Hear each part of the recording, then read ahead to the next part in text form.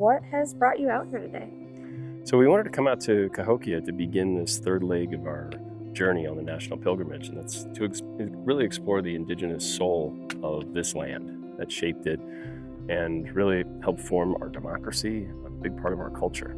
And so we thought it should start in Cahokia, America's first city. What are you hoping for with this pilgrimage? So the goal and hope is to heal the soul of the nation. I know we're not going to complete the journey this summer, but to begin and name what it is that's going on, because all of our problems are not political, technological. It's not about policies or politicians. It's like we have a deep soul sickness as a culture, and part of it is because we don't have a shared identity. We don't have ways to develop people into grown-up adults who can participate in civil society. We're becoming more isolated and less healthy.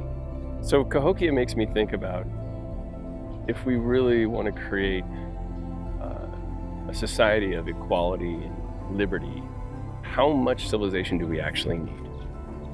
How much complexity and stratification and silos and people living in boxes do we actually need to achieve freedom and equality? Is there something that you learned today that you're going to take with you? For me, it's wonder. We made this country up. Cahokia made up their society. Of course, they listened to the land and listened to their gods, but all this was made up and all of it can be remade again. So I want to stay in that question of wonder. And my hope is that all 330 million of us stay in that place too. Like, don't take anything for granted. It's all made up. It can be infinitely better if we choose to make it up differently.